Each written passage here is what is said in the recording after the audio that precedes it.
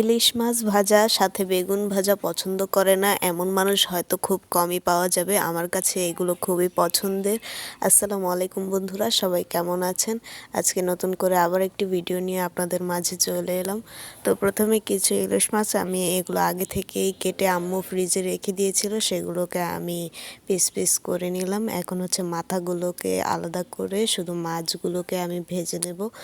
মাছগুলোকে আমি কেটে তারপরে সামান্য একটু হলুদ আর লবণ ভালোভাবে মিশিয়ে রাখছি, মিক্স করে একটু রেখে দিচ্ছি। তারপরে হচ্ছে একটা কড়াইতে তেল নিয়ে গরম করে মাছগুলোকে দিয়ে ভালোভাবে ভেজে নেব। এখন আমার কাছে এই ইলিশ মাছ আর বিশেষ করে ইলিশ মাছের যে ডিমটা খুবই পছন্দ, ডিমওয়ালা মাছটা, সেজন্য আর কি বিশেষ করে আমি এটা করলাম। আম্মু বাড়িতে ছিল না, আর কাজের সময় বেশিরভাগ টাইমে আমাকে রান্না করতে হয়, তাই আর কি নিজের যেটা ভালো মনে হয়েছে সেটাই করে নিয়েছি। তারপরে দেখেন মাছগুলোকে দিয়ে এখন হচ্ছে ভালোভাবে ভেজে নেব, সাথে বেগুনও ভেজে নেব। তাই হচ্ছে এটাকে ভেজে এখন সাইডে রেখে দেব। তো এই পর্যায়ে দেখেন মাছ কিন্তু প্রায়ই ভাজা হয়ে গেছে, মাছটাকে ভেজে রেখে দিচ্ছি। তো একটু অসুস্থ থাকার কারণে ভয়েস দিতে একটু সমস্যা হচ্ছে, একটু আস্তে আস্তে কথা বলতে হচ্ছে। মাছটা ভেজে রেখে দিয়েছি, আর এইদিকে হচ্ছে বেগুনটাকে কেটে ধুয়ে নিয়েছি।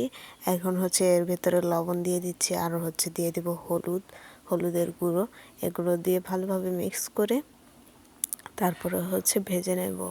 শীতের সময় আসলে যে কোনো জিনিসই একটু বেশি টেস্ট হয়, বেশি ভালো লাগে। তো এটা হচ্ছে এই বেগুন আর হচ্ছে ইলিশ মাছ, এটা যে কোনো মৌসুমেই সবারই ভালো লাগে, সবারই খুব পছন্দের।